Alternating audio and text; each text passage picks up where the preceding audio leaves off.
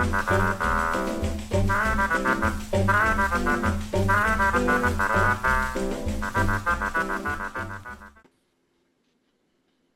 recording's in progress, fellas.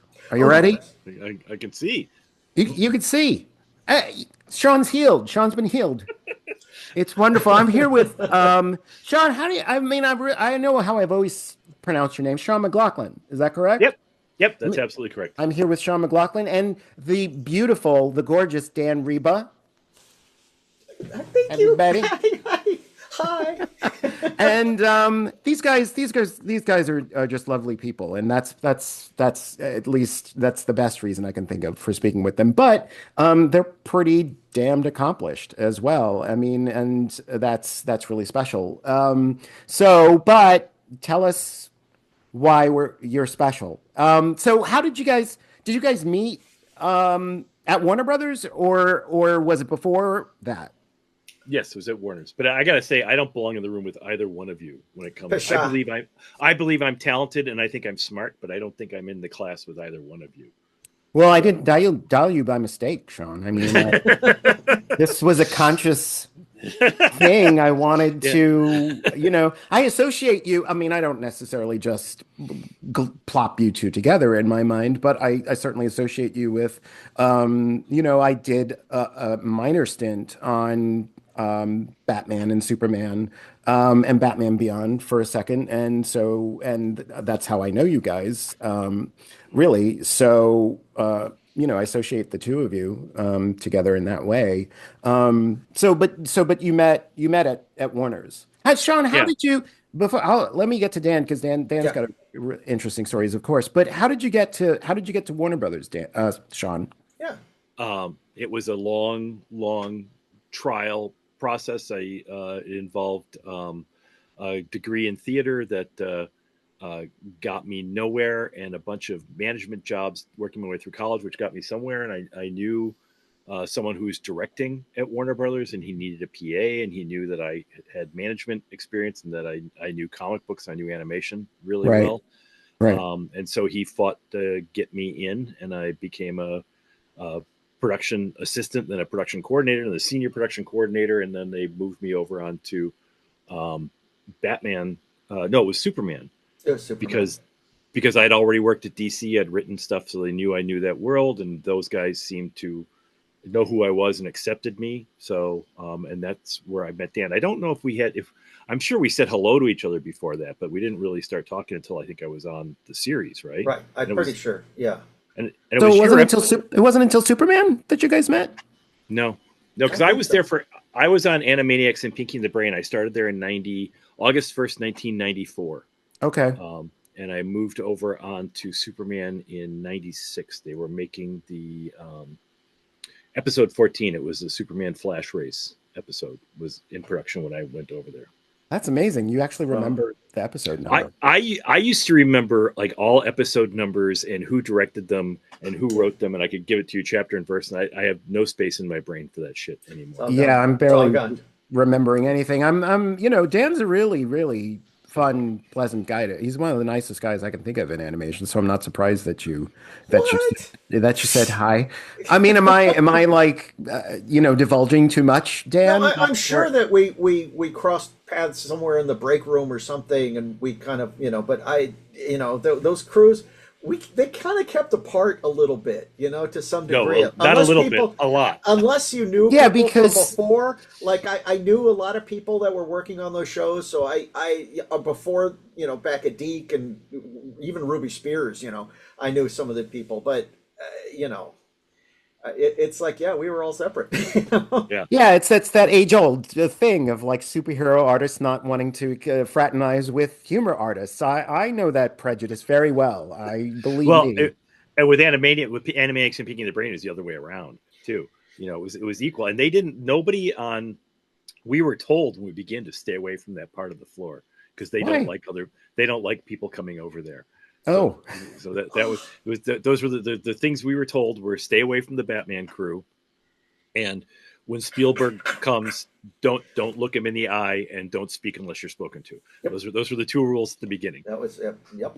Yeah, that's a good. I still don't speak to Spielberg unless I'm spoken to first. Dan, you if I remember correctly, you're a New Yorker. You were actually born in New York. No. No. You were born in Argentina or something. No, but close. Tell me. I visited Argentina a lot. My folks were from Argentina, but I'm from Virginia, Washington, D.C. area. Okay. But I used to visit New York a lot as a kid, and eventually ended up going to SVA when I found out that my cousin, Gil Moret, was a teacher, an animation teacher there. Oh, wow. Okay. And this was kept secret from me until I was like 16, and I'm like, what? Why was it kept secret? I don't know. Well, it turns out, I think that they didn't want me to go into animation and comics and stuff. You know, they thought I would, starve, and so and it turns out that Mike Kaluta had gone to my high school, and my art teacher knew him and remembered him and pulled out some shadow comics when my parents were at school and said, "Oh, you can make a living doing this." And then my parents were like, "Oh, okay, I guess we should let him be an artist then." And then my dad's just like, kind of like, it was like dusting off a lightsaber or something. He just kind of goes, "Oh, I think I have a cousin that teaches animation." And I'm like, "What?" And his dad was Gil Moret's father was the first animator in Spain. Wow. So it was it's in my blood. Did they have a path for you figured out that was there something they wanted you to do? No, it's like the doctor, lawyer, whatever that Anything I don't have the mental capacity for. Whatever it was that that I didn't want to do was what they, initially. I mean, but they were really very supportive because they knew I was drawing all the time, and they were like, well, they're the ones who ruined me because they were the ones that were always. My mom was always painting, and my dad had watercolors and stuff, and they were very artistic. Oh, that's kind of not fair, right? Yeah. So, but then they turned around, and because they were always encouraging me all my life, but just not to live that way, Right. Like, and then finally it was like, all right, we get it. Did you have Eisner and Kurtzman? I did. I had Eisner. I sat in on Kurtzman's class, but it overlapped with some animation classes and stuff. But I knew Newgarden and Drew Friedman and Kaz, a lot of those guys. Were you in the animation track, or were you in the illustration comics track? Illustration comics with a minor in animation. So I was taking a lot of animation classes. I wasn't in the film department because I knew that if I had to make a film, I wouldn't graduate because you had to rent space and time for the camera. I knew that I was never going to have everything all together for that, and to fight people. And I saw how that worked, and I was like, oh my gosh, I will never get. My hat's off to any of those guys that managed to get their films done. Yeah, well, I've known successful people who never finished their films, so things have changed a little. Right.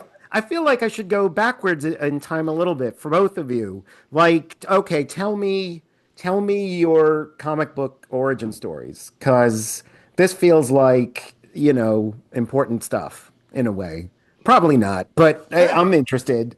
It fascinates me. Like, what's your first recollection of a comic book or a cartoon, something that pops out at you? They were always around. I had 2 older brothers. They were 11 and 13 years older than I was, so there were always comics around. I always remember having comics, but mostly Superman and westerns and some weird Dell space comics. Wow! But my brothers they were from the 50s, and they were in this big box. I remember that we had westerns. That's interesting, Sean. That's a cool. It's neat. Genre stuff is always neat. Yeah. Genre stuff is. I mean, I love the superhero stuff. Evan Dorkin and I were saying, like, if it didn't have a costume, we didn't read that book. Right. But today, like, the genre stuff is probably if it's not my favorite stuff, it's the most interesting stuff because for whatever reason, the most craft was expended on those books. But that's pretty cool.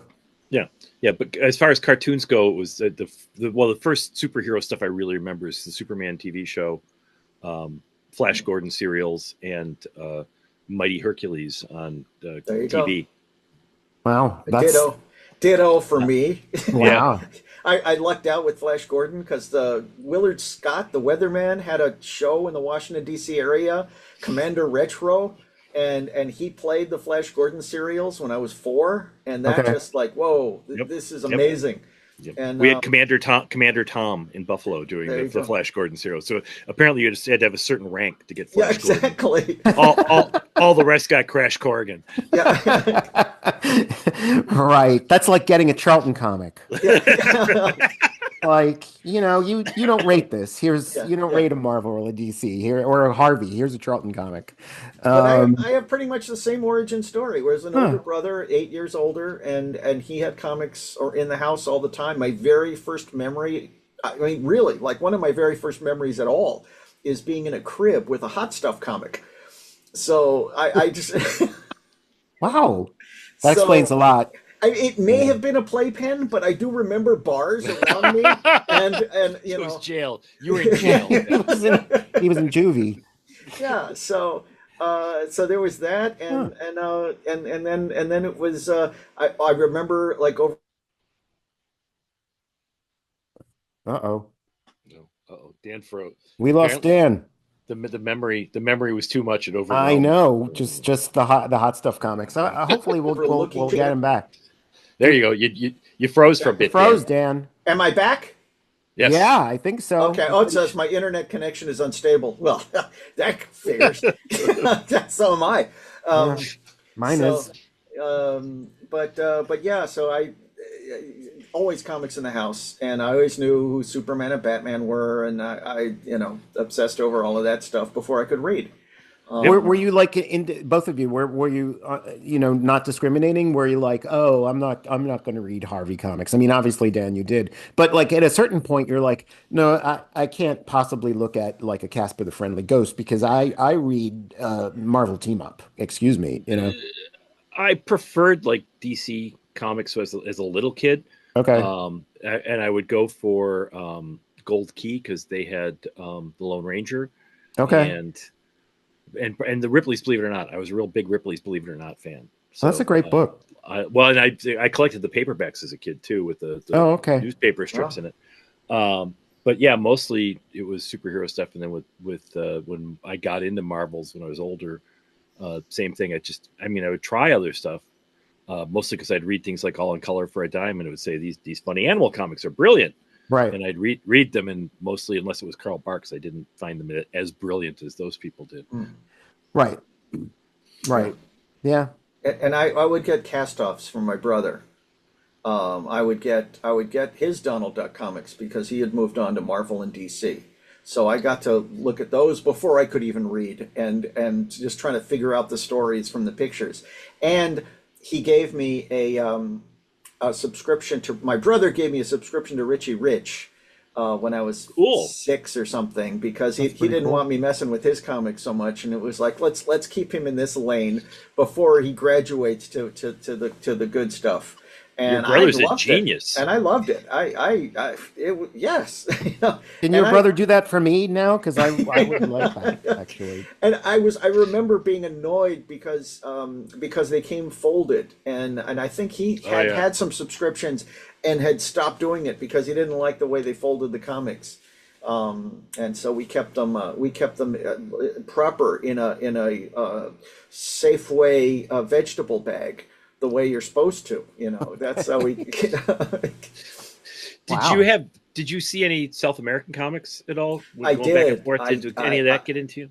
Yeah, Paturusu in Argentina was freaking amazing. Really? I have a Paturucito from when I was a kid. I have a whole bunch of them, a stack of them that I. Oh my God! You're the only other person I know besides Phil Rinda that I know. We would talk about him, and my uncle would talk about Dante Quinterno, the artist who did it. It was his mechanical drawing teacher when he was in high school. Wow! And I thought, holy crap, that's wow. But yeah, I love that. And then Ijitus was another one that I really liked a lot.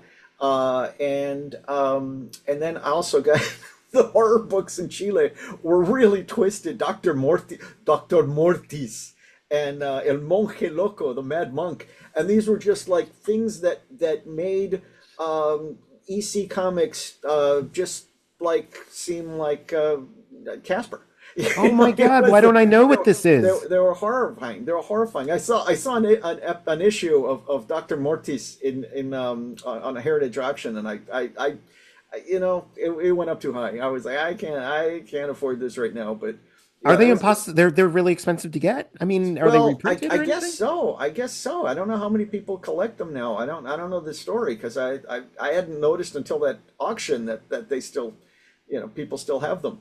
Holy shit, they're actually pretty ugly. They're not that well drawn. Okay. But you know, they're charming. They're charming. And then but I would buy they had James Bond franchise, which was like Connery Bond. It was really interesting how that they just licensed it off to South America. Like, okay. And was that good looking? It was okay. It's okay. Yeah. Yeah. And what else? And they did Zorros that weren't like in the league with Toth, but they were still kind of cool. Okay. Okay.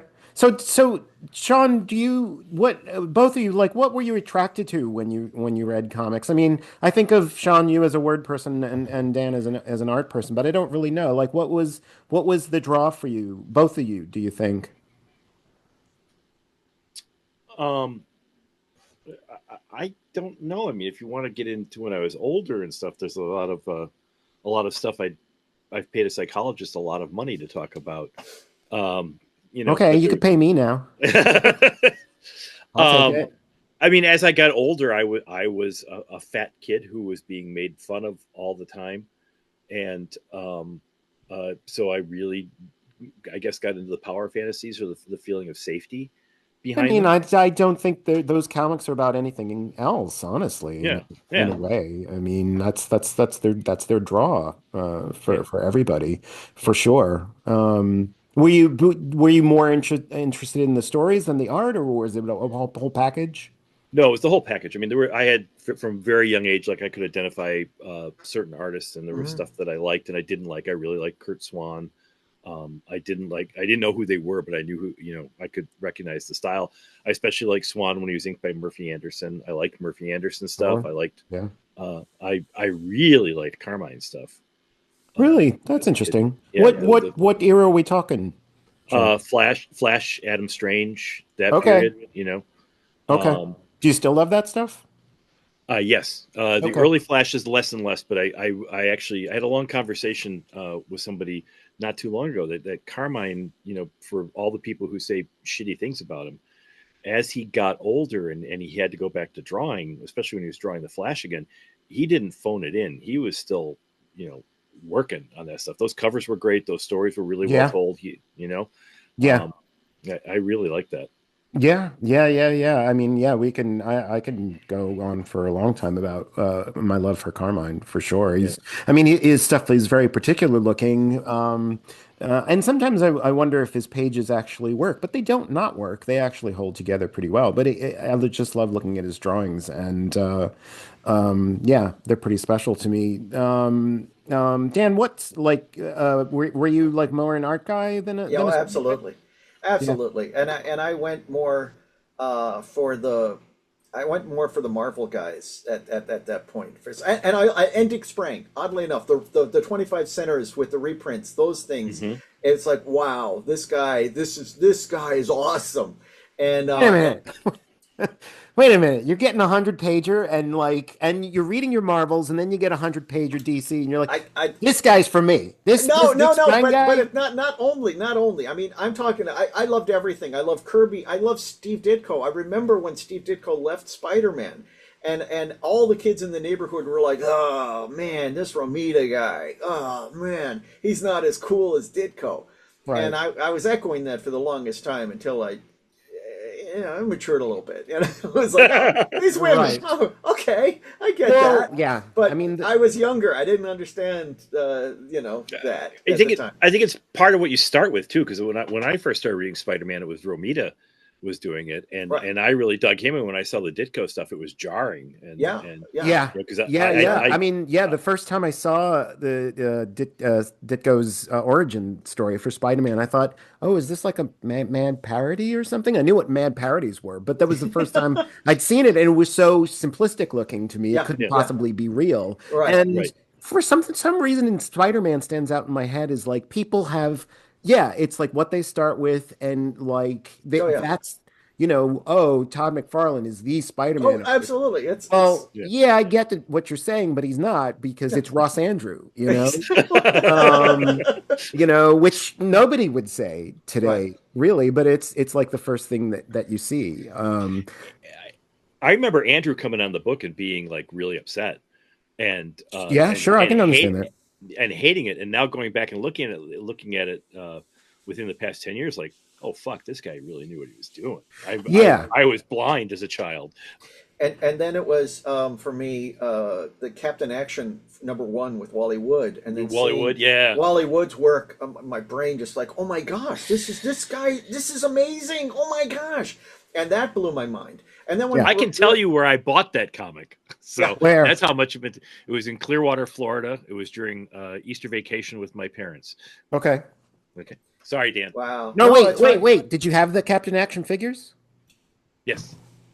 Do you still have them? Right over there. I have them in another room.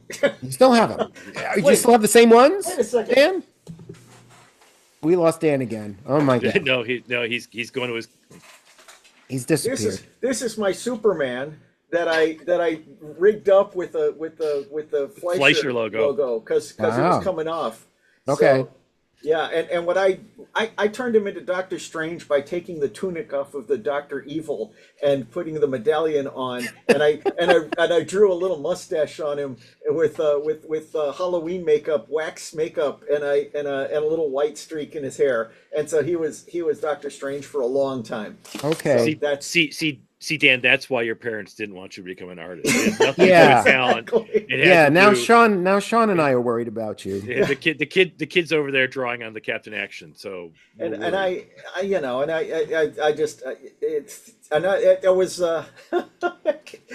yeah, I loved Captain Action. I turned my Dr. Evil into Swamp Thing later on, but with Oh, plasticine. well, of course you did. Yeah, and I for mean, the what kid longest didn't, time, Dan? Really? and I didn't want to and- take it off because I loved my Swamp Thing, but I thought I got to figure out if I ruin this figure underneath at some point. And I that's peeled it why off. that episode of the New Batman Adventures was late, because Yeah, Dan was doing- exactly. Great. Oh, wonderful. Now all the dirt comes out. But I was heartbroken. We weren't allowed to use Swamp Thing back then because that Swamp Thing issue with Batman is the best thing ever. But Yeah, Bernie Wrightson yeah, was another one of yeah. those guys that my brain exploded when I saw. And Yeah, that's a brain explosion. That's Yeah. a brain explosion issue for sure. That's absolutely. and he used to go to conventions all the time, and I used to see these people like Chaikin and Simonson and Wrightson and talk to them, and I was like 10, 11, 12 meeting these guys, and Yeah. Sean, did you go to conventions? I was not a convention goer. I was too frightened to speak to anybody anyway. I never really wanted to meet anybody until I started working. Did you go to conventions? There was one I went to when I think I was 12, and Okay. Gil Kane was there. Oh, wow. And and I was also too frightened to speak to him. But Yeah. that was about it. I don't think I went to another one until my first San Diego when I was working for Fantagraphics. So I found a Okay. pad with Marty Pasco's signature on it. oh, You have what? Wait, say that again? I had a pad that I took to a convention when I was like, I don't know, 10 or 12, and it had Marty Pasco's. It had Denny O'Neil and a couple others, and actually I got Wrightson to sign my Swamp Thing comic, so he wasn't in my little pad, but it was Marty Pasco, and it was like, wow. And I know I was working with him at Ruby Spears, and I'm like, I'd completely forgotten that I'd gotten his autograph as a kid. It was like, it was so That's cool. pretty cool. I had Len autograph that particular issue of Swamp Thing. I eventually did too when I was on Ben 10, and Yeah. so now I have both of them on there, and Yeah. Yeah, cool. that's pretty good. Sean, what came first for you, comics or you theater? Oh, comics. Okay. Oh, really? Yeah, Okay. yeah, yeah. How Actually, did you get into theater? This was, if you haven't seen it, this was, the best thing about talking, we were speaking about Chaykin, Howard Chaykin before was I hit record. And the best thing about that conversation was I didn't want to talk to him about, um, uh, uh, American Flag. I want to talk to him about his love for American musical theater, Same here. um, which That's all was, I talked to him. That's all which, I asked him which about. was great. I mean, and I'm sure nobody wanted to hear that except for us. But so how did you how did you get into theater? I always wanted to do it, but again, I was afraid. If I even going to talk to people, I didn't want to go to an audition. But in my senior year in high school, um, I was taking art classes before. I drew all the time. Okay. I just was incredibly untalented at it. But they messed up my senior year high school schedule, and instead of putting me in composition 2, they put me in drama 2. And Wow. the deal was you had to go to the first day of class before you could change to the other one. So I Okay. went to the class, and Steve Jarvis, guy's my best friend, still one of my best friends, still was in there, and he saw me and he called me over, and he said, "I didn't know you were interested in this." I said, "I'm not," and he said, "Sean, look around the room." And I looked around the room. I said, "What?" He said, "What do you see?" I said, "Mostly girls." He went, "Sean." So I took drama 2. Yeah. Well, that was a good choice of best friend, I think. Probably. Yeah. Yeah. Yeah. Yeah. And so then I got cast in plays in high school, and then I went in college, and I did a couple professional shows. Okay. That was it. And then when I went to the West Coast, I was just too afraid. There was a lot of going on then for me at that age, and that was not long after I'd sobered up, and there's just too much going on, and I just was more concerned about just making a living than chasing anything. Yeah. Yeah. Well, making a living is pretty persuasive for Yeah. sure. What brought you to LA? What took you to LA? I wanted to get in show business. I'd lived in New York and then wound up going back to college, and then I wanted to get into show business, and the only place you could really go to do that would be New York or LA, and I had no idea what to do or where I was going, and just went. Yeah. I mean, that's the place. That is the place to go. Dan, how did you get to LA? My brother, the same guy, same guy. Okay. He came out here to find his fortune in the movie industry as well, Oh, and so I never knew that. I didn't so know he was and I did this too because I followed his footsteps even in the Washington D.C. area where he was assistant manager at the movie theater the Uptown, which is now closed. And he was there during Star Wars, so I got to see Star Wars for free for a whole summer. Okay. And then when the manager liked me, even though because I hung out there all the time, and You're very likable, Dan. she remembered me and called me when Alien came out. So for a summer job during SVA, I worked at the Uptown as an usher during Alien, and that was the best. It Wow. was great. So my That's pretty brother cool. came out to California around that time, and he was actually working at the Egyptian Theater, Okay. and for a while, and then got in at Warner's in the storeroom for the longest time until he became an electrician. And so he's still there working at Warner Brothers as an electrician. Oh, wow. So That's amazing. I got to hang out there all the time. I got to see them film Pee-wee's Big Adventure, Batman stuff. I used to hang out on a lot. Um, Yeah. Can you still do that? Yeah. Oh, the Kind last of, time. yeah. I mean, I get invites, but they used to, I think you can't get as many drive-ons when you don't belong there. Yeah. It's like, I mean, to tell my stupid stories. I mean, when I moved out to Los Angeles, Kyle Baker was already living there. And so I was hanging out with Kyle a lot. And back then, he had an office. He had one of those classic, bungalow offices on the lot. And that meant we were idiots you know, at will, you know, and we would go at 3 in the morning and think it was hilarious to run around, you know, the Western town, you know, in the complete pitch black. I mean, Yeah. we were Yeah. morons. And at one point, I told this to a security guard. The last time I was in LA, I was visiting, Sam at Warner Brothers, and but I didn't have any ID on me for whatever reason, and I just didn't think about it. And my driver's license I thought was lost and all this kind of stuff, and so there was no way I was going to get on the lot at all. And so a lot of calls were made and a lot of furious you know, deals were made, and suddenly I was ushered onto the lot. But when I came out, and you know, the security guards were as nice as they possibly could be, but that's their job, is to keep people out who, you know, according to the Right. rules. And I said to the security guard as I was leaving, I said, you know, anecdotally, you know, when I was a kid, I used to come to Warner Brothers and I would show my DC Comics pay stub because I work for DC Comics. And you know, I would go to the front gate and I said, "Oh, I work for DC Comics." And just like Barney Fife, you know, the security guard would say, "Well, then I guess you better go in." It was like just that. I mean, I Yeah. could have found that pay stub anywhere, but that's how much things Oh, have yeah. changed. Yeah. But Dan, so you followed your brother, but like what toward like Oh, yeah. So I don't know what I'm going to do. okay. The industry is like there's a strike going on and stuff, you know, and it's like I don't know what the industry is, you know. And I'd heard from Barry Caldwell that at SVA that storyboarding is the way to go with animation because at that point it was starting to get farmed out to overseas. So Right. they said the way to really stay and get a job and the funnest job anyway is storyboarding. And I'm doing comics and I'm doing, you know, animation. I'm thinking, yeah, that's it. That's storyboarding. That's practically comics. Same Yeah. thing. Sure, I'll do that. And and then I got into I tested at Filmation when the strike ended. But before that, I went to some CAPS meeting. They had a thing.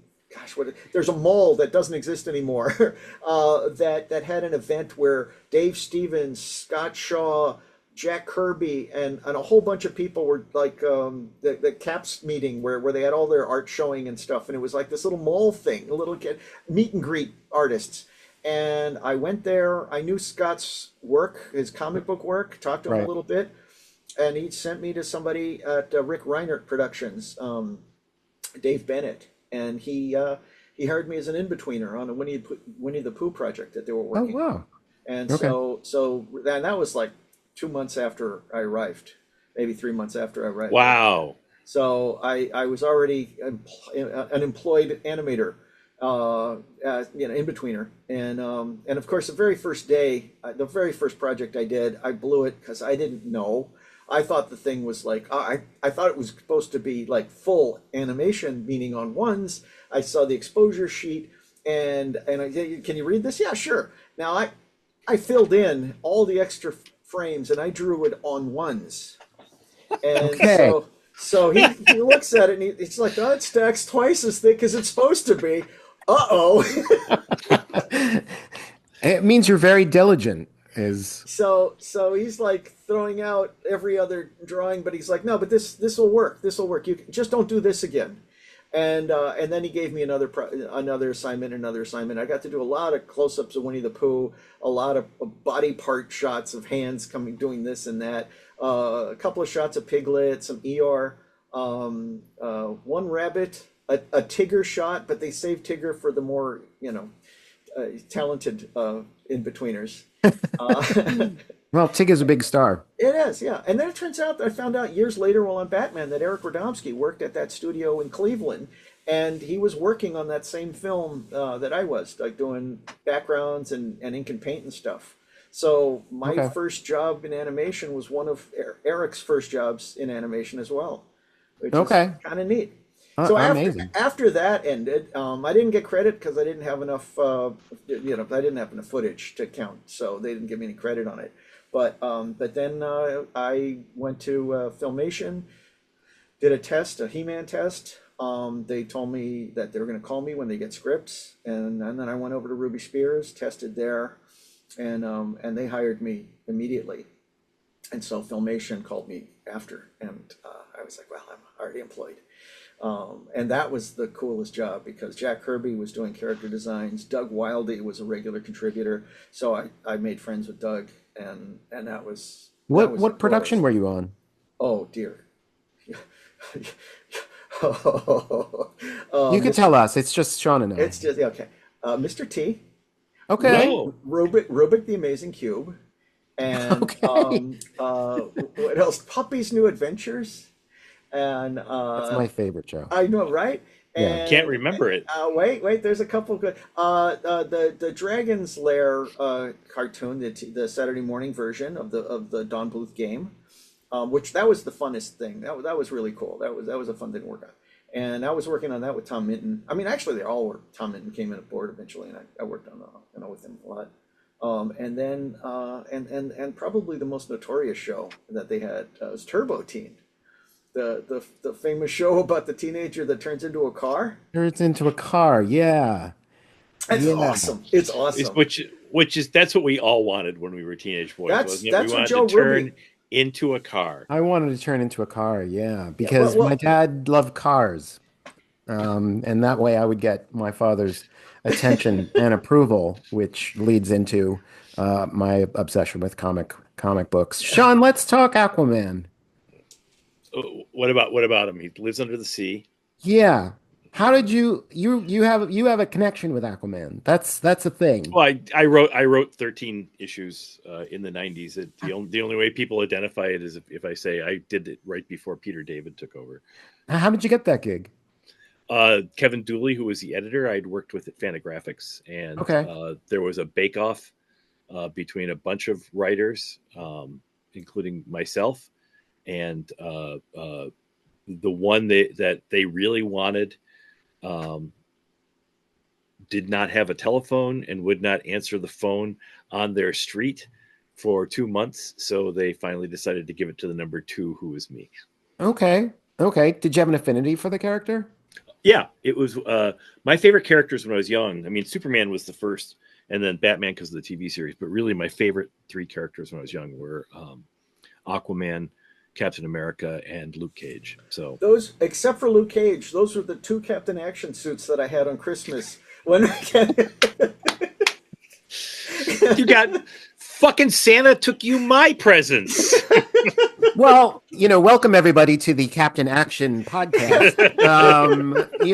Inevitably, all things lead back to Captain Action, of course. Dan's going to show us the rest of his collection. It's all in another room. I can't get to it right now. I'm not going to get up and leave. My cord only goes so long. Yeah. So's mine actually. So yes, I still have some too. Mine's in storage. Yeah. I think my Batman is somewhere on the premises, but otherwise I feel sorry to say. Wait, you have 2? Me? Yeah. No, I have most of them.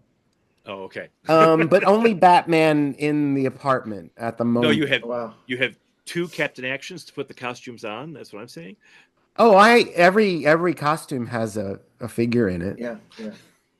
I mean, hey, look, when I also am a younger brother and I'm special, okay? So anything that I wanted to do was peaches and cream. To you guys should recognize this. So yes, I'm special. Yeah. I got no. I mean, because I came to Captain Action late. I only recognized from a kid reading the old 60s books that it was a thing. I had no idea what it was, except my brother did have the Superman suit for whatever reason. And I knew that was weird. And I would put it on my hairy G.I. Joe. So my Superman had a beard. Wow. Cool. And not a kung fu grip, but close to it. My parents were older when I was born, so my dad was born during World War I, and so when I came along finally after 11 years, and there's Captain Actions around, and I just remember him walking around the house going, "Kids playing with goddamn dolls, kids playing with goddamn dolls." We like our toys. What can I say? Yeah. That's our thing. I mean, that's what I'm aware of, like you writing Aquaman though. What else did you write? I wrote Aquaman. I wrote one issue of Hawkman that was supposed to be in contention to take over the series. I did some. It's hard to remember now. I did some Donald Duck stuff Oh for wow. Europe. I did Cool. some Johnny Quest comics for Dark Horse. Some others. Oh, I just did a story for A Nightmare Before Christmas prequel for Tokyo Pop. Oh, okay. Wow. I didn't have time to do the whole script, but I did the initial breakdown on it. So Okay. Cool. Dan, did you attempt to get into mainstream comics, to DC or Marvel or? No. Once I get into animation, I'm like, okay, this is it. This is what I'm going to be doing. And and yeah. That was and then it was like I lucked out because then we did an issue of Batman, the holiday adventure, the holiday issue and that was and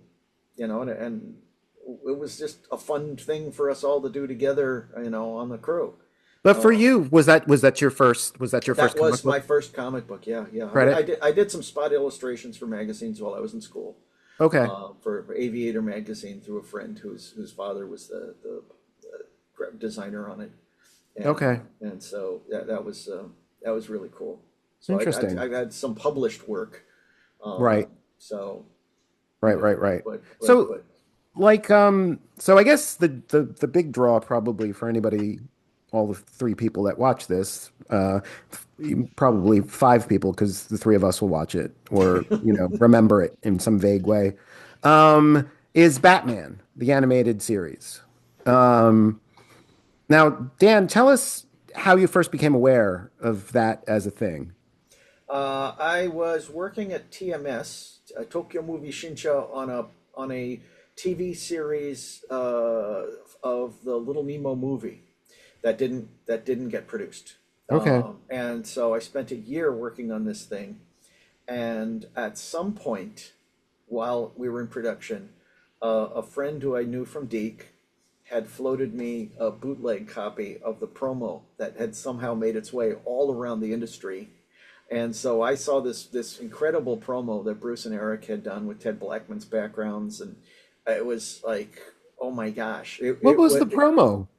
It is a similar structure to the title sequence, but it's a little different. It's some thieves on a rooftop jewelry store, and Batman swings in and they shoot at him and do all the sorts of stuff that we weren't allowed to do Oh, when we that's did the funny. series. Maybe There's a big I've never fight seen. scene. It's on one of the DVDs.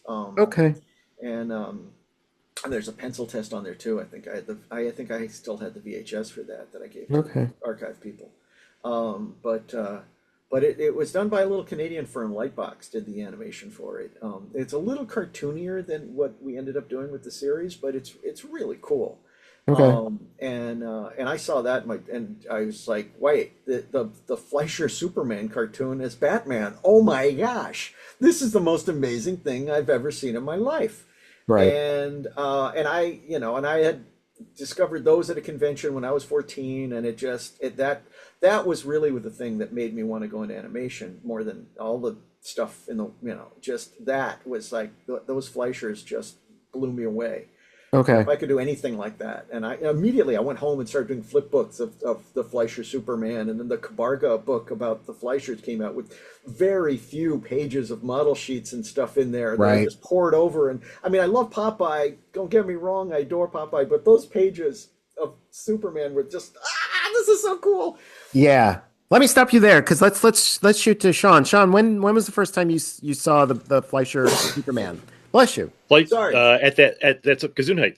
That one convention I went to, they were showing films in 16 millimeter, and they had the Japa tours. Oh wow.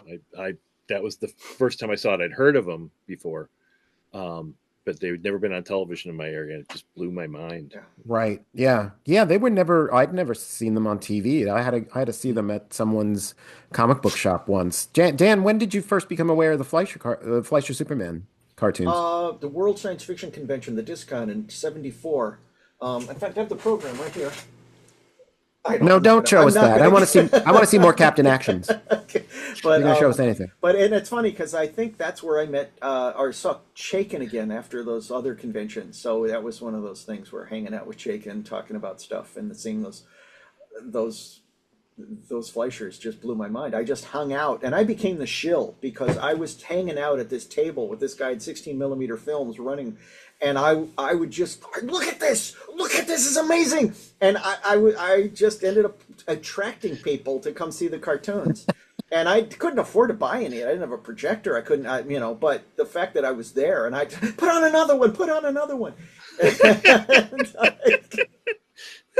and he must have sold so much off of me. That guy must have loved me. Wow. I hope you got something for it aside from just seeing them. You know what? That's enough. That was enough. He only had about 6 or 7 of them, and I didn't know just another one. So it was. I saw the first one, and then it was like the Mummy Strikes and the Mechanical Monsters and the Japateurs, and then eventually they became available on Super 8. So I had a projector then, and so I bought 2 of them. The first one, the Mad Scientist, and the Japateurs. So when I was at SVA, I was trying to butter up Eisner so I could do a Spirit movie. You're not the only one that said that, though. Other people have attempted that as well. Yeah. So I'm bringing my projector to class, and I'm showing the film to the class. And Eisner's like, I can see Eisner sitting back going, and I'm trying to see, look how good they get the style. They actually made it look better. And he's like, yeah, it does kind of work. But his takeaway was he sees the Mad Scientist and that buzz or that crow that he's got, and he's thinking, they're ripping off Carrion. It's Julia, and it's and so he's like, oh my gosh, and I can see he's like, who do I sue? And how do I? This is amazing. They're ripping me off, and then he did the math and realized that they actually were first. He's like, oh, I must have ripped them off. So I must have seen this before. So in twice in one day, you blew Eisner's mind. Yeah.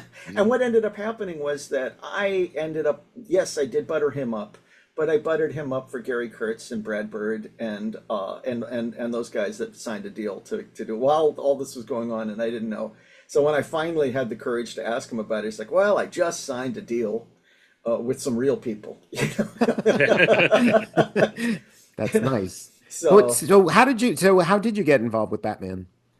So then you're right. I just got all distracted. So I found out about that, and my good friend Kevin Altieri, who had been who I worked with in Ghostbusters and Kid Video at DiECAH, he was hired first. He found out about he talked to Bruce, and he got on, and we had known Bruce a little bit at DiECAH. He worked on a few things there. But not well. I mean, I used to stare at him while he drew Beanie and Cecil boards, because he was just, and I would be like, because he was. It had nothing to do with the boards. It was just because Dan thought he was just dreamy. He was dreamy. But Dan likes to stare. But it was just amazing to see how he inks and how he, it's like, come on, it's an amazing skill, and just to see that. And I remember asking him, "Do you mind if I watch?" And he's like, got a cigarette, and he's like, knock yourself out. And but I don't think he remembered that when I interviewed with him. But I had a whole bunch of model sheets from the Nemo thing that I had done working with Dave Feast, and I was doing a lot of stuff where there were poses and things that he had done, cleaned up, and stuff I was doing, and I did this big giant attitude model sheet of all the characters, and he saw that and went, okay, we need a character designer, because he doesn't have enough. I wanted a board. Actually, I directed already at DiECAH. I directed the second season of Alf, and Kevin was, but I was getting ready to get married, and I knew how tough directing was, and I knew that I would never have a life, because I'd already gone through stuff at DiECAH that way. So right. I'm like, I need to have a life. So I'll storyboard. But I'm not gonna put myself out for directing just yet. And he's like, I need a character designer.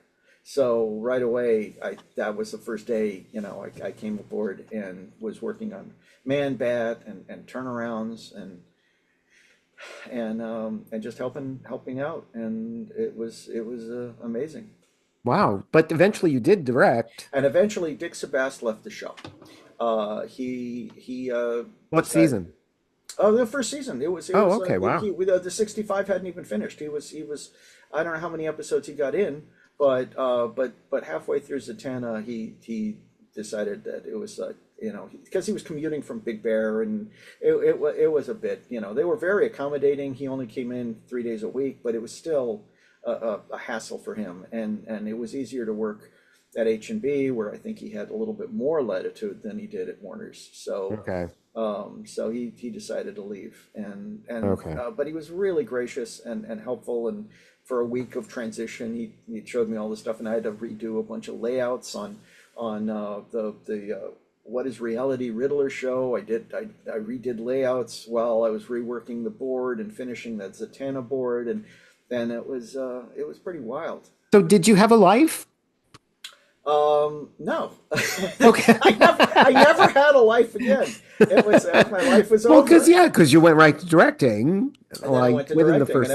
and I was right. It was exactly because, especially since we were doing layouts back then, and that was tough. Half the crew was phenomenal. We had some great artists that worked on the show, and then another bunch of older guys that didn't really get the passion. They didn't understand the style. And so it was a lot of redoing. What was great about them was that they knew the technical stuff. All the Filmation guys Right. knew all the technical stuff. And so Yeah. it was like they were great to teach the younger people who, really like understood the style and tried to get it right. Right. I mean, the very first day, one of those guys was like helping doing the character designs, and he was adding all these muscles to Robin. And I was like, what are you doing? This is the drawing. This is the way it's supposed to be. It's like, oh, I thought that was a rough. I'm, I thought you wanted it good. I feel like I'm identifying with that older professional now at this point. Sean, how did you make the transition? Go ahead. Well, I heard that so many times from those guys because I came in later. I didn't start until '94, and so a lot of those guys were these guys that Dan's talking about, and they would just well, first of all, they referred to us as those snooty Tim guys, and all this well, I guess if you want to crap it out, do it this way, I'm sitting there going, look, I'm new in the business, but I've seen your work. Let's not pretend, okay? Right. But how did you transition from Pinky and the Brain and Animaniacs to the action adventure shows? Oh, they just told me. The associate producer on Superman had become pregnant when it was going on maternity leave, and they needed a production manager over there. And you were not pregnant? Well, not at that moment. Not at that point. Soon after, yeah. Right. That's right. Yeah, so that was it. And then, I was just over there, and I had already written some Pinky, and I think I was outlining a Freakazoid when I moved over. Okay. Did it feel comfortable working on the action adventure shows? Very rapidly. Yeah. Yeah. What do you attribute that to? I was like Jane Goodall in the Land of Nerds. I understood their ways. I could communicate in their language. Right. And I could also, put on a tie and go up to the people upstairs and say, we need this much money next year. Yeah. What's that like? I'd be terrible at that. You don't really have that much choice. You're not given a lot of options. They ask you what you need, you tell them, and they say you're an idiot. And then they don't give it to you. Yeah. And then, I was always planning ahead. I always had a good idea of how long things were actually going to take. And I always padded it so that, the schedule looked good. And eventually it got to the point where they trusted me, especially with this crew. The VP of production used to say, I don't know how you can deal with them. I don't know how you can do it. So we were considered really difficult. Okay. We were, I don't know, Dan, what we were demanding, and we stood our ground, and but what's ironic though was that on Batman we horsed around a lot, and we were always goofing all the time. We took Shane Poindexter. Bruce did a caricature of him that he really liked, and then he dressed him up as something else, and it became a template, and everybody on the crew was encouraged to draw Shane, and it became a wall of Shane. And Gene would say, like, how is it that the comedy guys don't have the comedy on the walls, and the serious guys are having all the fun here? We did a unicycle. Shane brought in a unicycle. That was by the time I was there. We had bets. Shane had to ride around the entire 8th floor without touching a wall on his unicycle. Wow. And then Glenn and I would, in the middle of the night, Glenn Murakami and I would try to, like, not turn off. We would the motion sensors. We would try to, like, cross a line, like walking really slow, to not set off the motion sensors, to, like, just and see how slow we could go, and see if we could make it across an aisle without setting it off. How far did you get? Not very. I maybe 2 steps. I got okay. A step, in, but I couldn't do more than that.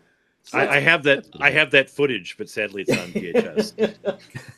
and also we were on the morning news when we were doing the Batman when it premiered. Right. I dressed as I had a Batman costume, and yeah, I've seen that. So it scares me. I got to beat up Eric Radomski, and that frightens me. It was fun. Yeah, I mean, Sam Rubin was fighting. It frightens you when they did the Richard Simmons promotion thing. Guess who had to go deal with Richard Simmons? It was me. How'd that go? I had a good time. It was fun. The Warner Communication person freaked out. At the end of the episode on stage, Richard Simmons leaned over and kissed me on my head, and I could see her watching the monitor go. And when I walk off stage, she goes, "Thank you for not hitting Richard Simmons. Thank you for not hitting Richard Simmons. Thank you." And I'm like, I was a theater major. This was pretty much every Friday night, so no problem. Nothing wrong with that. And it was that dream maker show that you were fulfilling somebody's dream, wish to be in animation, and that was like one of those things where we just had to pretend that this kid, was okay, that his work was. And it was really sweet. It was very sweet. We made him feel included and stuff, and we made his wish come true. He was part of the show. And little Richard got him a scholarship to some animation school up near where he lived too. That's awesome. So I'm actually I wasn't on camera. Maybe the back of my head in one of the meetings, but did you get kissed? No. He's still young yet. He could still be kissed. You never know. Not maybe by Richard Simmons. How it couldn't have been that hard to ask for money because the shows did well, right? Well, yes, but here's the thing in a lot of kids' television is that if you do one season, they want you, and they renew you. They want you to do it for less money than you did the first season, right? And then then they don't want to pay people. And then there was a point where. I forget if it was right when we were going into Justice League or when we went from Justice League to Justice League Unlimited, where the budget got cut by 2/3.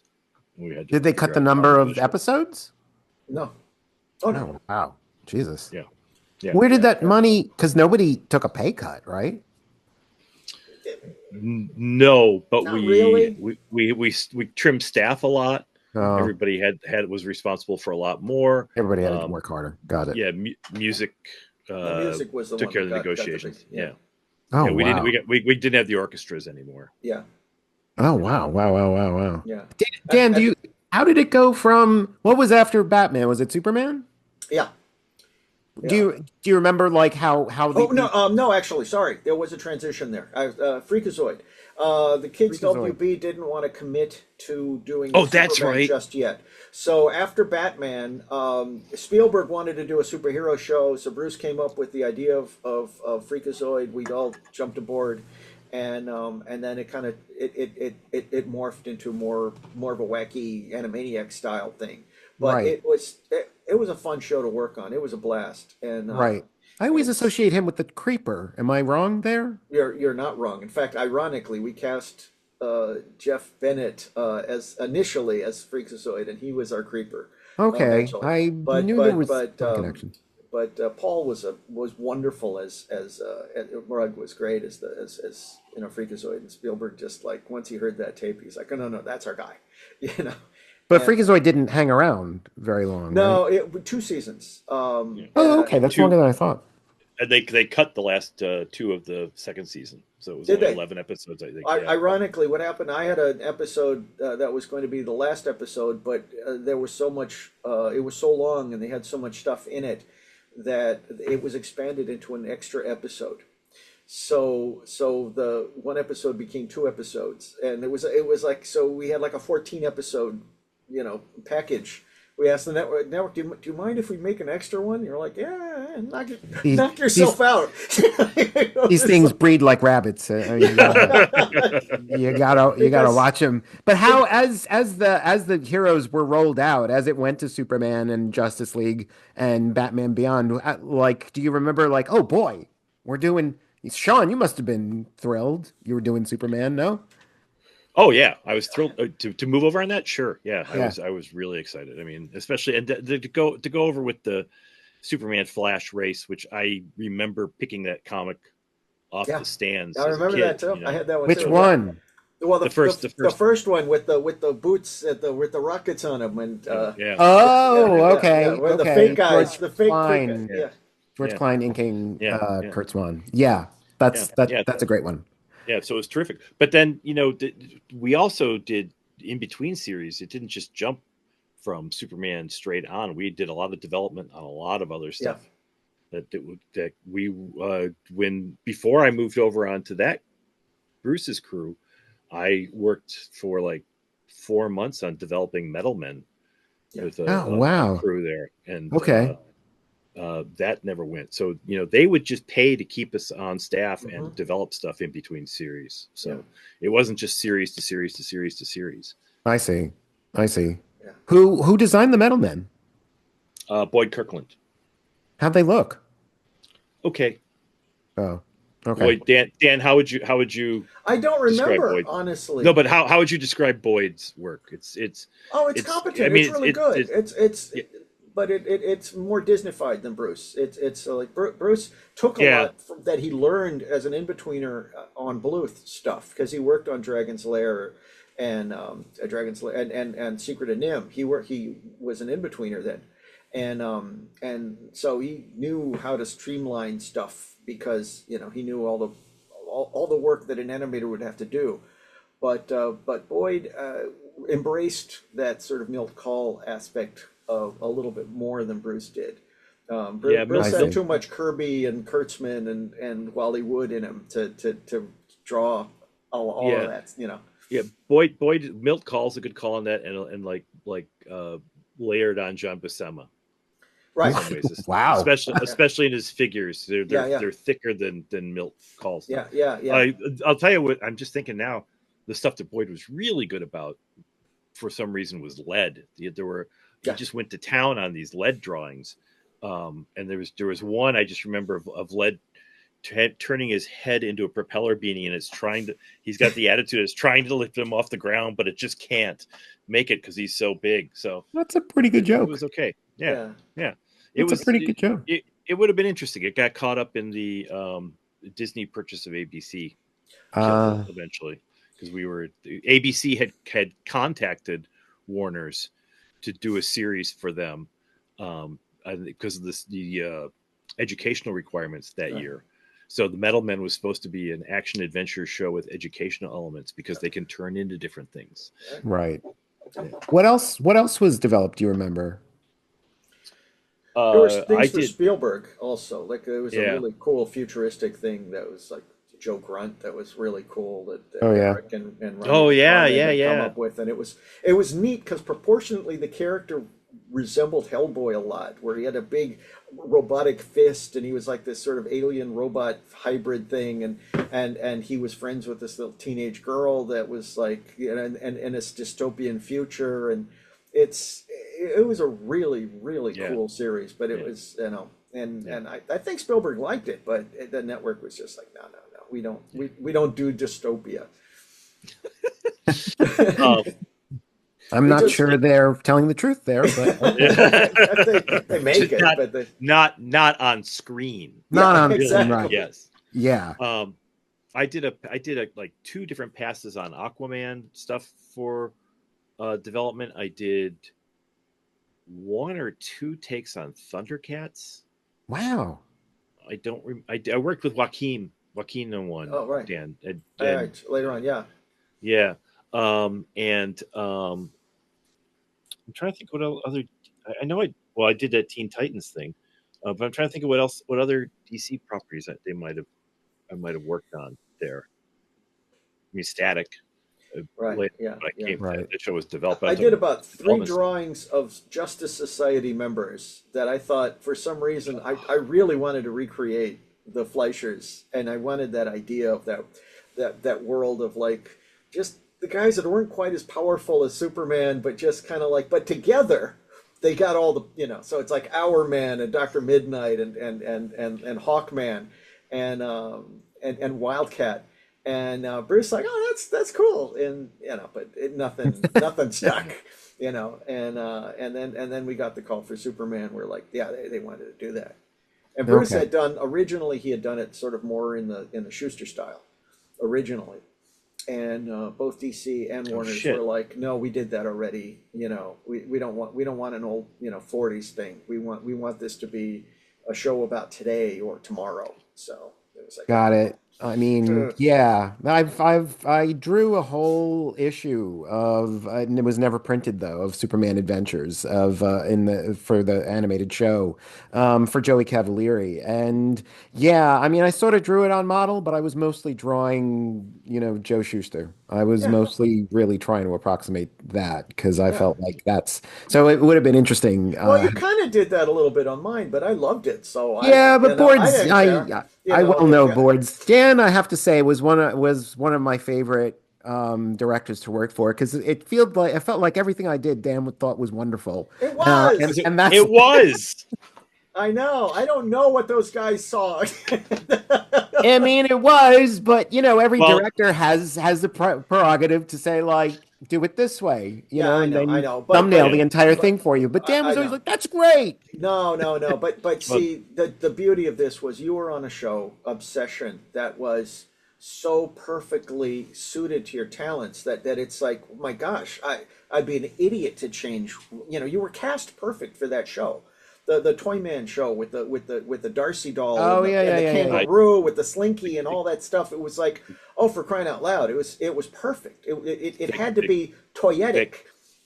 That kangaroo thing was the best board I saw on that show. Okay. I drew a kangaroo. It's true. Yeah, I drew a kangaroo.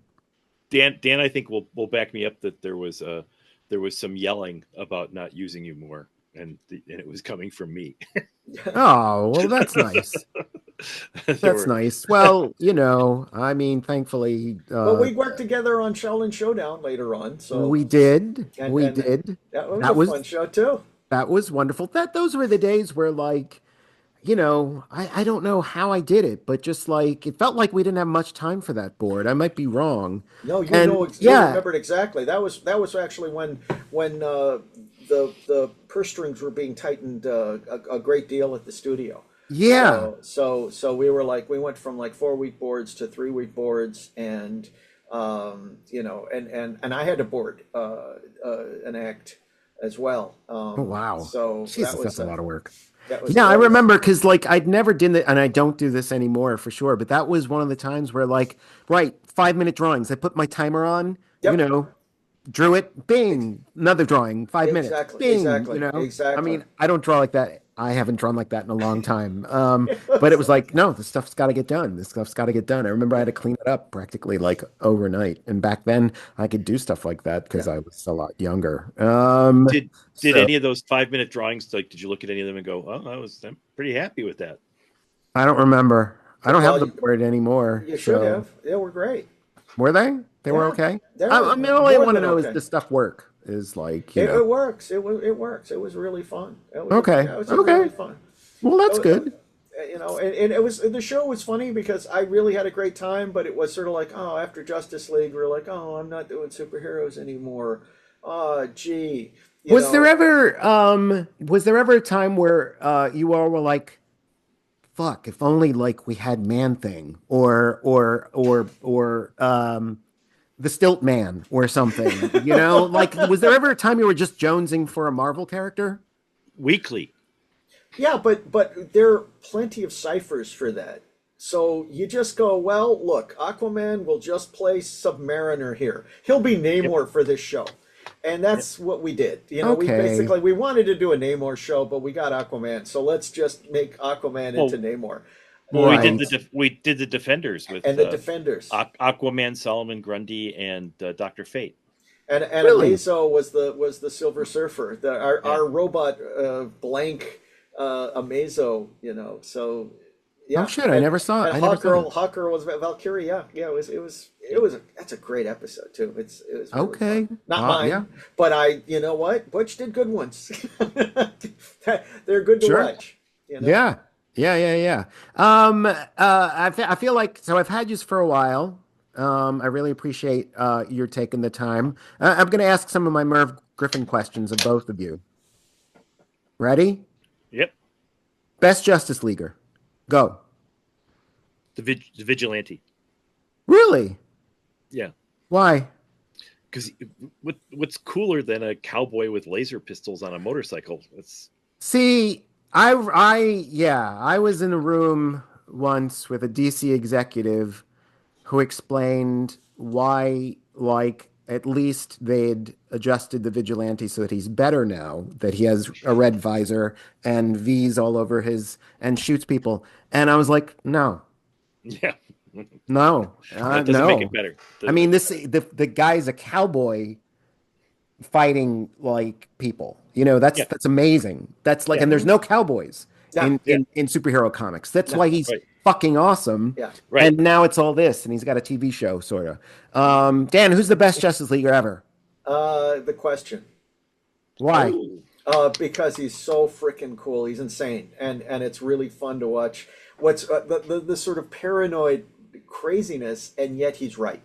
That's the thing about it. That's really fun about him is that he's hilarious, but he's also like frighteningly correct about his obsessions and his paranoia, and it's really cool.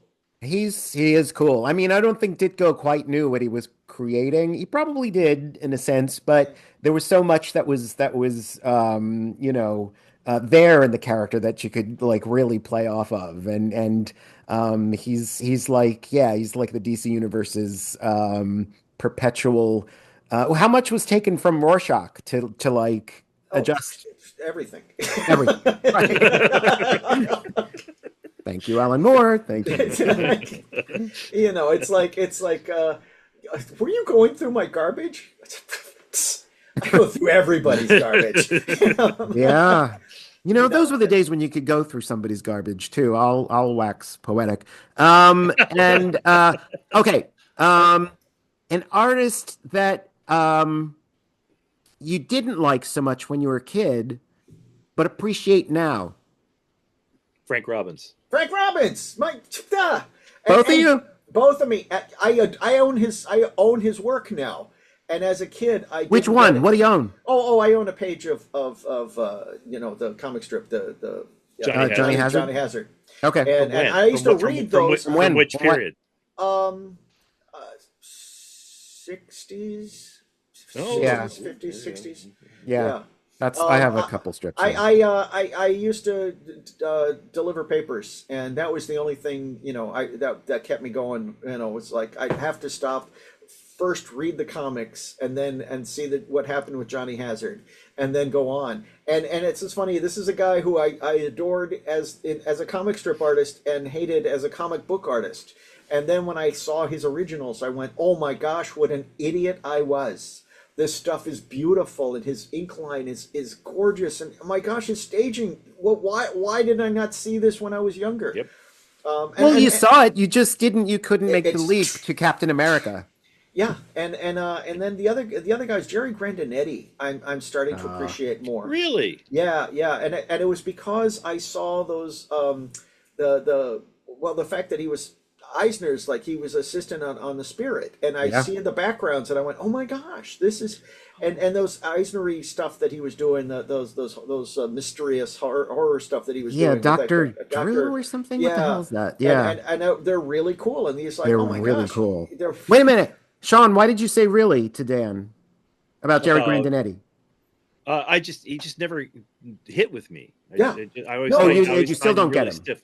Yeah, yeah, Yeah. Okay. No, and its stuff is so weird, but it's funny because I mean I had those Nightmaster comics that Wrightson's. I worshipped those Wrightson issues. They were so great, and had Still don't have those. oh, they're so good, and they've got like Jeff Jones helping out, and Kaluta. All his buddies were all helping him finish this book. Yeah, His I first just com- saw that there's an action figure of him Oh man, today. I'm I- considering it, but probably won't. But Grandinetti did the first issue, and I was like, wow, that's actually kind of good. And I hated it as a kid. And the other one is Sikowski wasn't an artist that I liked a lot as a kid, but I just dug out the Manhunter 2070. Yep. And their 3 issues are just like some of my favorite comics ever. It's some of my best, like my favorite science fiction comics ever, and it is the coolest character. I love that comic. He drew Sikowski drew Space Cabbie too, right? Yep. Maybe. I think so. He I also think so. he also did that the non-powered Diana Prince Wonder Woman series. Yes. Oh yeah. That stuff is amazing. Yeah. Even as a kid, I didn't like his Justice League, but when those came out, man, I really dug those. Well, Dan, you're not the first person. I can't remember who it was that told me that they didn't like Mike Sikowski as a kid, but they do. They really appreciate him now. You know, it's funny. Years ago, I was having not that fancy, but I was having dinner or lunch or something with Dick Giordano, and we were talking about his inking days. And he said, "Yeah, it's funny. Like, I'm well known for inking Neil," he said, "but I think the best stuff I ever did was inking Mike Sikowski," which I thought was a pretty interesting observation. Yeah. But that's talking about his own personal work. But Sikowski is just great, and Grandinetti, I was a weird kid across the board, and I'm still kind of a weird kid in my head. But I always loved Grandinetti. Something was visceral about his work is so different from his Eisner stuff to his 70s stuff. It's crazy. And what's funny to me is like I hated his mainstream comic stuff, but I remember like the Warren stuff being like, oh, okay, this fits here. This works. Okay. I liked his Warren stuff more than the other stuff. And of course the DiECAH Warren stuff is like unbelievably great. That's also come up in my conversations. Yeah, that's some of Ditko's best work. It's so beautiful. I mean, it's certainly his most beautiful work. His most cared over. It's really, really lovely for sure. Yeah. And then the artist that I loved as a kid and still love now, like Jack Cole, was like one of the guys that was when that DC special 25 center came out, the Plastic Man, I didn't know what to. I couldn't ride the bike home. I had to keep pulling the comic out and reading it, and then I'd put it back in my back pocket and ride some more, and then I'd stop and I'd read, and it was like almost got hit by a car, and it almost killed me. Yeah, it's worth it. It would have been worth it. It would have been worth it. That issue just was the best comic ever. Yeah. Okay. One last.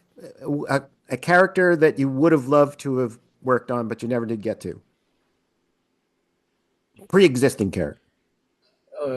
The Spirit. No. Plastic Man. Swamp Thing. And ironically, I think I would have trouble with this, but I really love the Archie Goodwin Simonson Manhunter. Oh yeah! Oh, wow! But I think that character wouldn't work well in animation. I don't think that the costume would really animate well. I now, because I realize how much trouble I have drawing it, and I'm like, oh, crap. Maybe I'm wrong here, but I think it would look great. you just think because it's so beautiful in the comic page that it has to work. It just has Well, to. you shorten the sleeves, maybe. Maybe, yeah. I don't know. Yeah. I get what you're. You know, That's a good one, but Dan. I always wanted to do him on Batman, and it was like the stars did not align. It was like Oh man, that would have been a great they episode. were all like, no, we can't animate that, and also the character, like the whole point of Batman not killing and all that stuff, we couldn't even say kill. You know, it's like Saturday morning. You cannot. We were so adult in so many ways, but we still had to say destroy. You couldn't say kill. Yeah. There You were know? guns on that show, though, right? Oh yeah, they let us have Yeah. guns. Yeah. They didn't But they shoot, were- but But no, they could shoot bullets, but we couldn't. Yeah, we couldn't shoot directly like in the same frame. Yeah. Right. You know, and there were all sorts of stipulations. We couldn't punch people in the face like that. That's why we punched at the camera. See, there's my visualization. See, oh, no, that's the what folks you. at That was the home. direction. That was direction you gave me, actually. Kirby fingers. He's going Yeah, yeah. Kirby fingers. That was the direction you gave me, Dan. Though with the kangaroo, he had boxing gloves, and he would punch. He punched Superman but like not in the face. directly into the camera, right? Yeah. And Oh, then that too. Yeah. you saw Superman fly back, away from camera. No, Yeah. we weren't. Yeah, because it was just, and that's funny because that was Kids WB, which didn't really have. Well, maybe at that point it did, but at first we didn't really have a BS&P that understood their job, and Yes. and they didn't come from like other networks, and they didn't know all the ins and outs and all the stuff you weren't supposed to do. So we got away with a lot more on those early shows. A little more blood, a little more, language. You know, there was stuff that we got away with that we couldn't have on Batman. The early Kids WB stuff, we had to send scripts to 3 people, all of whom were in the building. Yeah. And by the time I left, every script had to be approved by 16 different people. But that made it better. But by the time we got to Holiday Nights and we had Harley and Ivy in their room right from Ronnie Del Carmen's comic book page, exactly.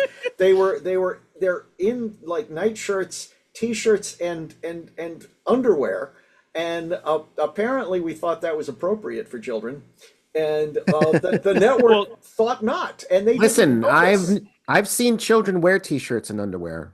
Yeah, well, I mean, I don't look at it regularly, but I've seen it. They didn't notice on the storyboard apparently when they approved the board. So we sent it, and it came back in animation. They went, "Well, those are panties." What? Well, I mean, they're not wearing. They thought they were wearing their costumes underneath or something, and so they were like, "Well, you can't have that." So we had to go back and put boxer shorts on them, and it's really cool because the people who own these cells now, there's an overlay of boxer shorts on top of them, which is like, because we had to make them decent. That's awesome. The thing I did learn in my storyboarding days was that executives don't above, don't really know how to read a storyboard. Oh.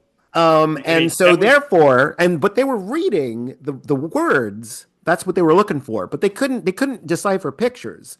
Yep. And so like you could actually distract them by, if you had a really, raunchy joke, you could write the complete opposite and they would believe the complete opposite because they couldn't understand the drawings. And that was a way, you could get away with a lot back in the day. Dan's forgetting to point out that's the same. Isn't that the same episode where it opens with a pan over a bunch of policemen who have been hit with Joker gas, just sitting there like this? That was not that opening, but it was one of the sequences. Yeah, I think there are photos of them. It wasn't a pan across. There was a pan across photos of. So they had no problems with dead policemen laying there though. No. They're just smiling, They're just smiling, and thank God there's no blood. They're just sleeping and smiling. They're having a nice dream, a pleasant dream. Yes. Sean, what characters would you still love to have gotten your hands on? Manhunter. Archie and Waltz. Yeah. Yep. I'd like to do young Namor, like those Bill Everett stories from the 50s. Those are awesome. You've heard me talk about way too much, Stephen.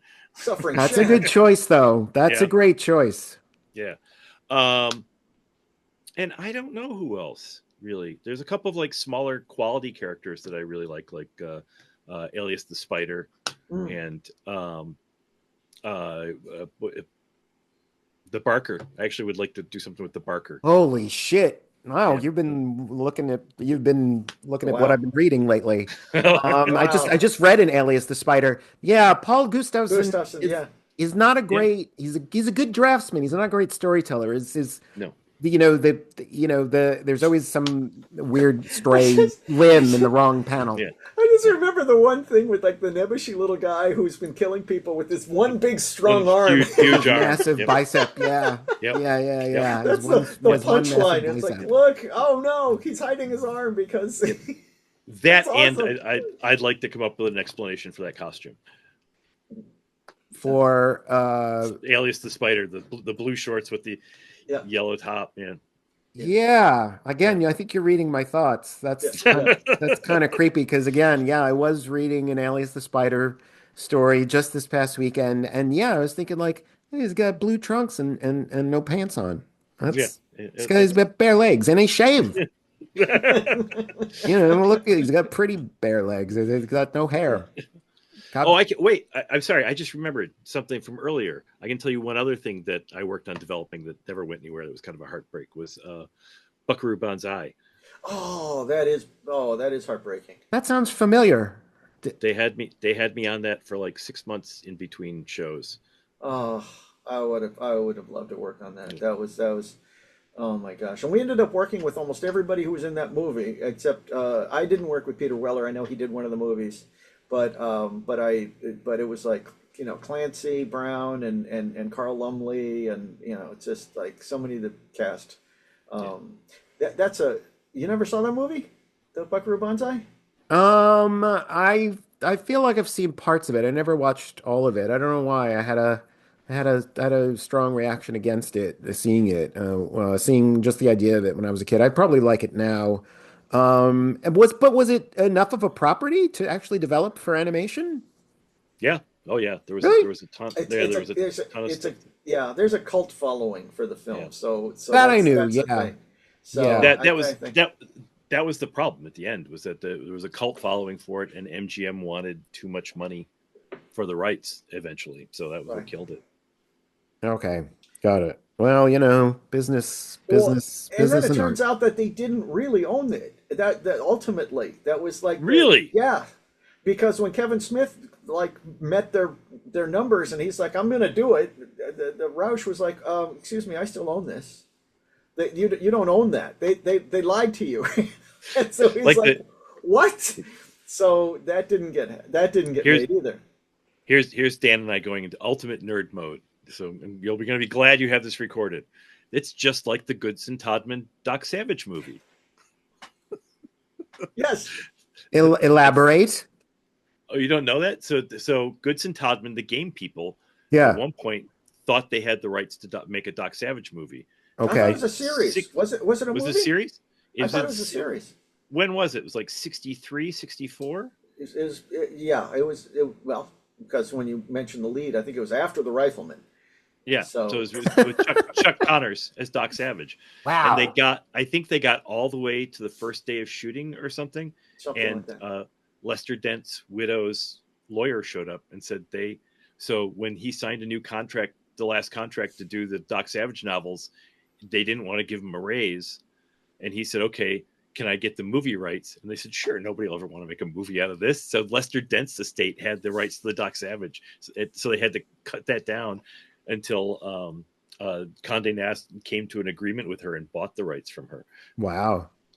But Ron Eli did He's fine.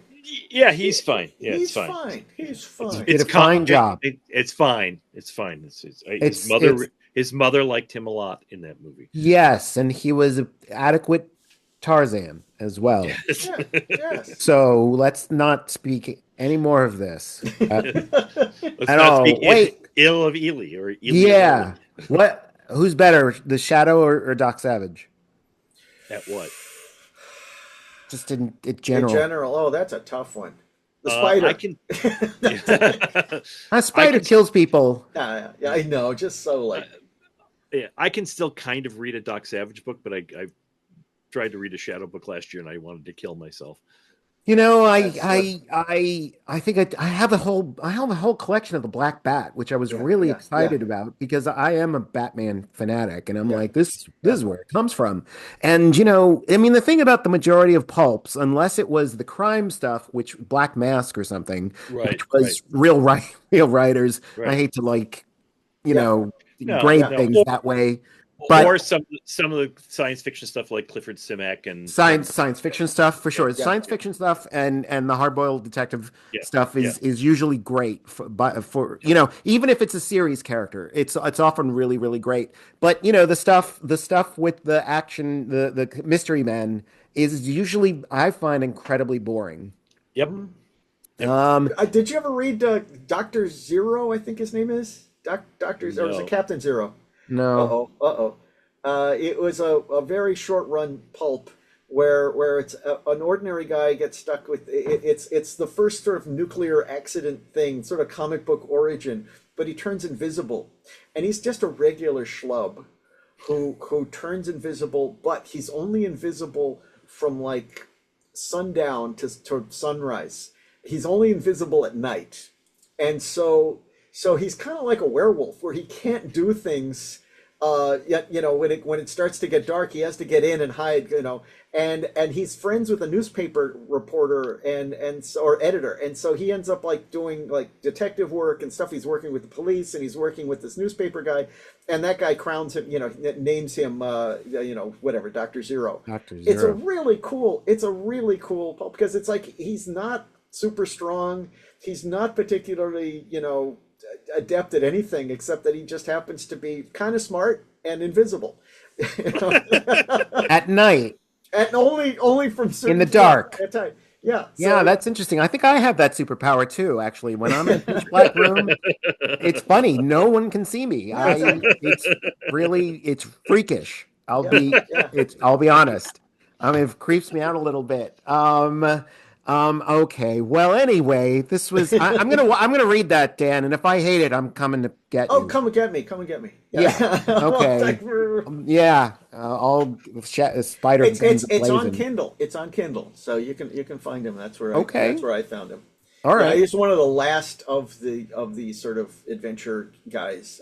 You know, I find who is it? The Black Hood. The Black Black Hood. Hood. Actually, there was a pulp. He's Mhm. Yeah. I'm sure you know, he was a MLJ superhero. But they actually even put him in his Yeah, own. yeah. It seems to me like the more it you know, entered into close to the 50s or whatever, it was like, okay, well, we know how to do this now. So it got a little better. It didn't feel like they were writing per word or something like Yeah, that. Right. yeah. And again, like the crime stuff into the third 20s and 30s and stuff, that's usually great. The science fiction stuff is usually great. These are my opinions, but yeah, the action adventure, the mystery men, I could take or leave. But I've tried because I really wanted to like them so much. Anyway, I should let you go. I really appreciate you boys. I love you guys. It's nice to see you both. I'm Likewise. crazy about you Yes. two. I need to come Yes. to Manhattan soon. Yes, you too, Dan. Yeah, if I can weasel somebody into inviting me to a convention, we'll see. Well, It's not- here's your pitch. You should anybody that's a convention person, Dan would like to weasel into your convention here in New York City. So wait, we could see maybe him. I should rephrase that. It sounds more. Not weasel. Dan's a good guest. Dan's a pretty impressive person, I'm a as draw. is Sean. People come to see me. I promise. People, And he does actually weasel. When you see him walking down a hallway, it's sort of, you know, I do kind of weaselly. yeah, but you can't. That's why you can't get Dan around live chicken. That's the major concern. We tried that once in the studio. It was so messy. Yeah. We got in so much trouble with PTA. Beyond that, Dan is one of the loveliest people I can think of in animation, and Sean's one of I agree. Sean's one of my favorite people as well. So this has been a treat, and yeah, anybody watching this, I think will have enjoyed themselves, except for that tiny brief second where Dan exited because he froze, his screen froze. That's right. But that was nobody's fault. That shit just happened. So, Yeah, yeah. all right, boys. Well, I'm gonna end the recording now. and I'll say goodbye after I do that. So first of all, I gotta look for the button. This is not easy for me, and I'm an old person, so stop recording. I'm not that old.